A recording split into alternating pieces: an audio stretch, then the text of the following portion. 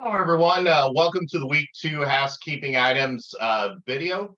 Let's go over what's on your plate for week 2, as well as these items listed. So we'll talk about the feedback on the homework and quizzes, anything that you completed in week 1. We'll talk about that. We'll talk about assignment 1.2, reiterate that you do have until the end of week 3 to complete that assignment. We'll talk about the homework analog practice test. Was addressed in week 1's housekeeping video, but we'll reiterate the importance of that. We'll talk about your first graded discussion forum, which is discussion 2.1 that involves the concept of sets, and then my availability during the week. So without further ado, we'll get started. Okay, on the feedback on any homework and quizzes. So let's say you completed homework 1, quiz 1, or started some of it that alike. Those scores are automatically updated to your class portal gradebook. Now, let's say, for example, you were in homework 1 and you only completed maybe 2 or 3 problems. And all of a sudden you see that, oh, you only got 4 out of 35 on that assignment. Don't freak out. The reason being is, as you complete homework problems, the score is automatically updated inside the class portal.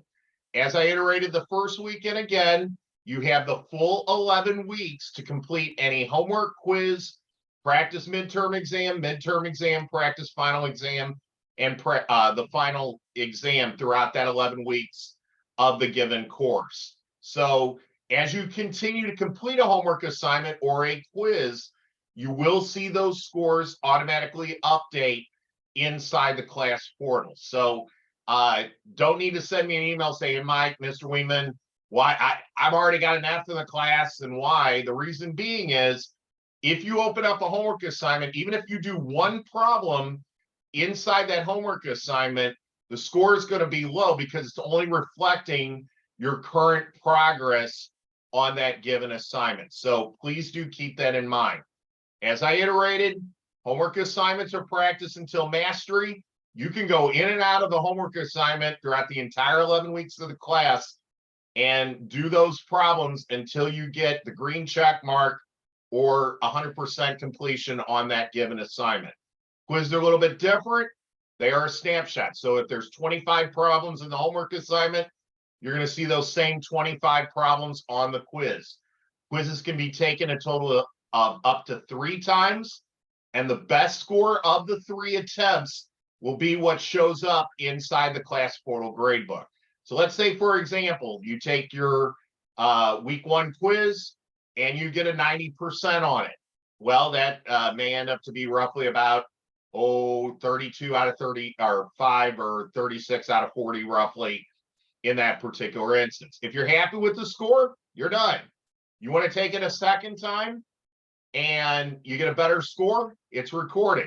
Even if you take it up to a third time and you score lower on it, the best score out of that up to 3 attempts is what shows up in the class portal gradebook. So it doesn't hurt to take it a second or third time. Even if you score lower, the best of the 3 attempts is what's recorded inside of the gradebook. All right. We talked about this. If for some reason you did not enroll inside of My Math Lab, there is an announcement video that's out there that walks through the process of enrolling into My Math Lab, using My Math Lab, as well as viewing the feedback on the assignments. I strongly encourage you to take a look at that. In terms of how My Math Lab works, it's very informative.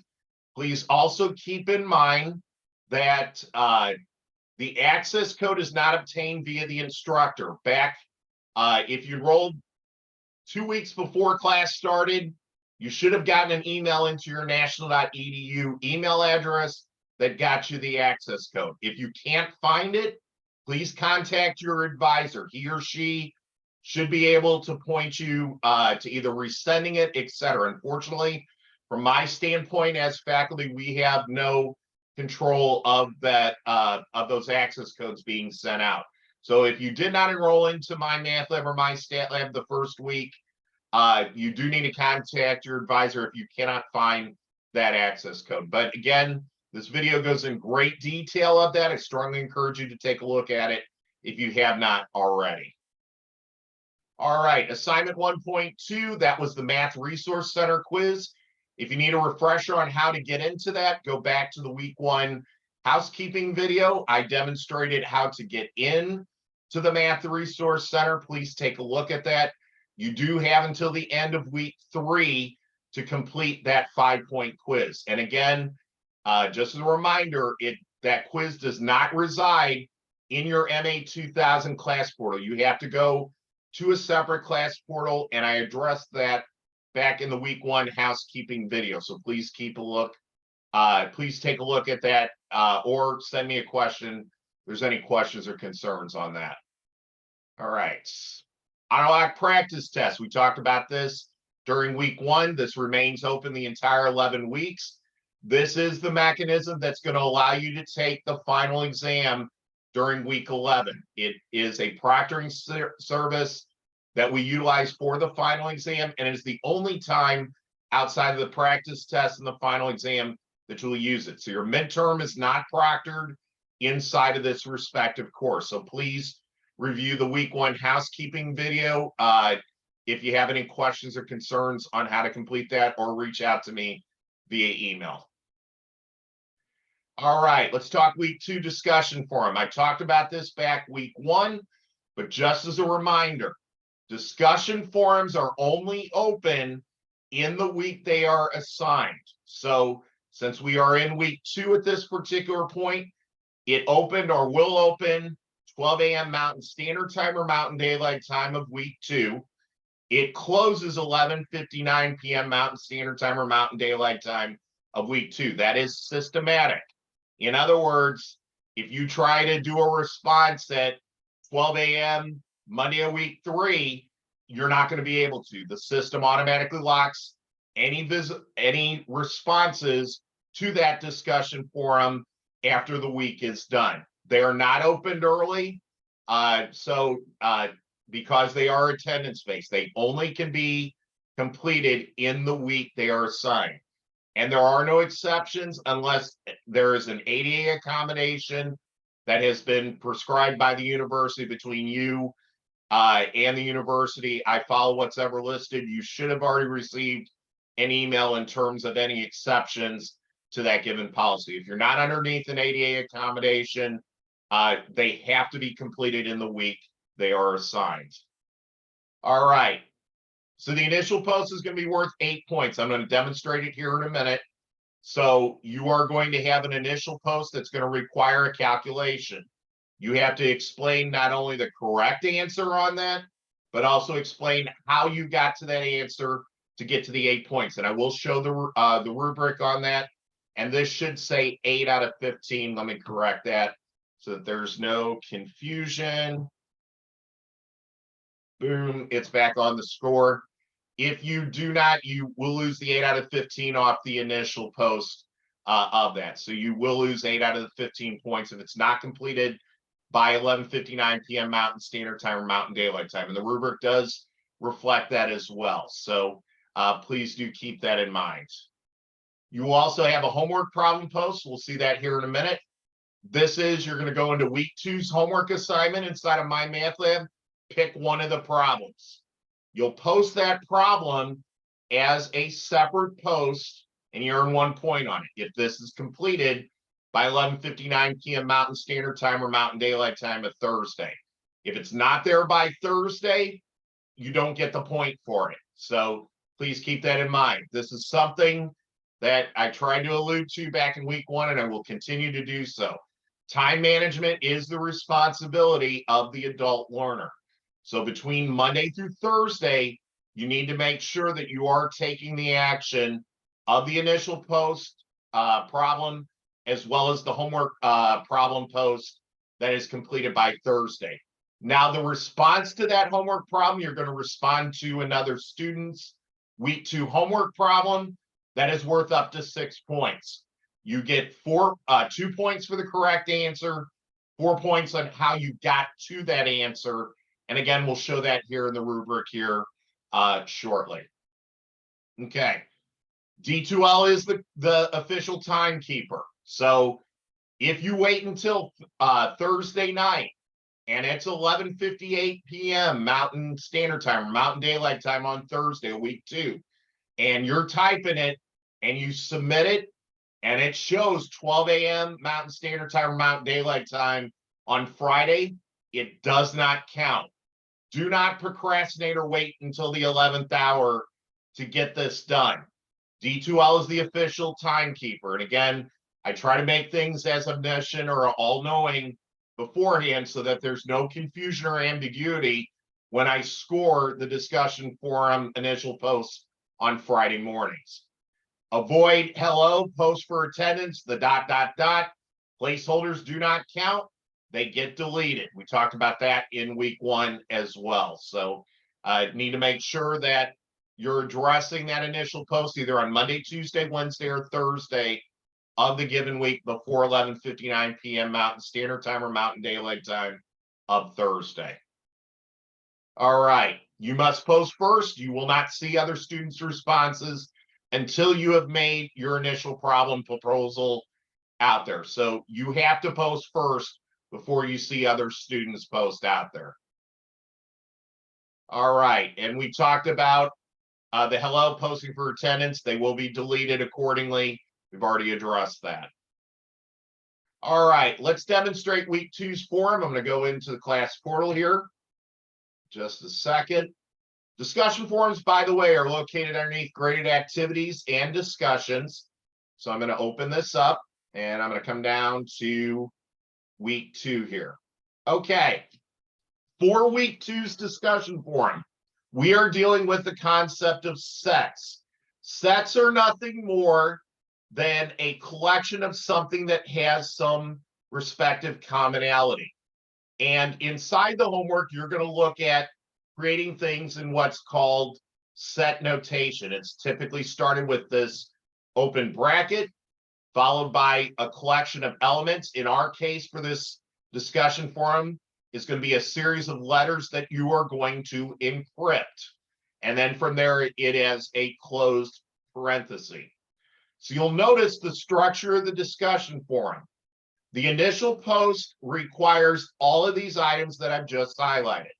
So inside there, to get the 8 points, you need to complete the encryption of the 2 words. You need to do the union of the 2 sets and the intersection of the 2 sets. And I'll pull up the example here just to show that here in a second. The second part that's due by Thursday is that week 2 homework problem. You go out to week 2, it's homework in my math lab, pick a problem, do a separate post of posting the problem. You do not solve it. So in other words, the only thing you have to do by Thursday is post the problem. Because what's going to happen is the student, another student is going to respond to that to get his or her 6 points on that given problem. So the response that's due by Sunday at 11:59 p.m. Mountain Standard Time or Mountain Daylight Time is going to be that response. Now let's dive into this initial post. You're going to see this link here that demonstrates an example of how to get there. So I'm going to do that here in a second, but the 2 words you're going to encrypt is from this guy right here, this discussion 2.1 assignment. If you click on that, let's say your name is Elmer Fudd. Fudd starts with the letter F as the first letter of your last name. So Elmer Fudd is going to encrypt the word average and expression. Those are going to be the 2 words that you're going to do relative to the problem. It's not off your first name, it's off your last name. So you're going to obtain your 2 words that you're going to encrypt. So from there, you will notice that you're going to write that down. So it's Elmer Fudd, write down the word average, write down the word expression. You're going to see, once I come back here to the discussion forum, there is going to be a video that demonstrates the step-by-step process of encrypting the first word, encrypting the second word, doing the union, and doing the intersection. So you want to click on that, follow the example. what you're in essence doing is you're shifting the letter, each individual letter, 3 places to the right. So if your word had an A in it, it's going to become a D, because if you count out what's the fourth, you're shifting it basically to the right 3 units. So A is going to be B, C, D. A B is going to be E. A C is going to be F, and so on. And the video is going to talk about that respective demonstration that needs to occur on it. So all 4 of the parts is what's going to be assessed as the initial problem. So in other words, you have to do it correctly and explain what you did to get to the full 8 points on that assignment. We'll look at the rubric here in a second. That homework problem pose, 1 point. The response were 6. Now, you can always look at a rubric inside of a discussion forum listed right here. It will typically be at the bottom of the discussion forum, and you just need to simply click it. This is how the discussion forum will be assessed as soon as it comes up. As I made mention, that initial post, that's going to be your 4 things this week in terms of encrypting your first word, encrypting your second word, doing the union and the intersection. So if all of it's correct, in other words, you did the encryption correctly, you get 2 points. If there's something minor wrong, it's probably fallen into acceptable or below standard. If you post Friday, Saturday, or Sunday on the initial post, it's going to be a 0. If you demonstrated in words how you got to the answer, it falls in here. Something minor in the explanation falls in here. If you do it Friday, Saturday, or Sunday, or don't do it at all after Friday, it's 0 points. So there is no ambiguity. It clearly defines inside the rubric how it's going to be assigned. So 2 points for having it correct, 6 points, up to 6 points for explaining it correctly inside of your initial post. That homework problem post, in other words, going to week 2's homework inside of my math lab, you did it by Thursday or you didn't do it by Thursday at 11:59 p.m. Mountain Standard Time or Mountain Daylight Time. So if it was completed by Thursday, you get a point. If it wasn't completed by Thursday, you don't get the point. Now, off that homework problem post, you're going to respond to somebody else's or to the instructor. I will typically Monday through Thursday go out there and reply to students' initial posts and follow up with some calculation that you can do. So you have the choice of responding to another student's initial post as far as the homework problem, or to a problem that I respond to you. This does not count as, hey, you did a good job on your post, because there is nothing inside the rubric on the response that says you get points for doing a good job or summarizing what somebody else said.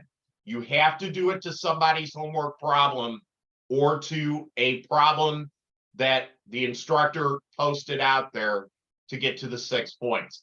Same as the initial post, 2 points if the answer is correct on it, 4 points if you explained it accurately. So you get to up to 6 points on that given response. So again, no ambiguity in terms of if you go out there and just say you did a great job on the post, there's nothing out here in the rubric says great job post, you get points for it. So please keep that in mind as you go on. You do need to follow the steps as listed in the instructions to maximize your score out of the 15 points. All right, so let's go back to the PowerPoint presentation here. My availability during the week, same as week 1. I'm typically available Monday through Friday, as well as Saturday morning. My benchmark to get back with you is within 24 hours. Typically, after I do my facilitation Saturday morning, I'm typically not available the rest of the day, Saturday through Sunday. So if you send something Saturday night, Sunday, you may not get a response until sometime on Monday morning. Best way to get a hold of me is via email, dmweeman@national.edu. You can use the Google phone, just FYI, it goes directly to voicemail. I will eventually then call you back or send you an email with whatever question or concern that you have. Have a great week. Send me an email if you got any questions. Thanks.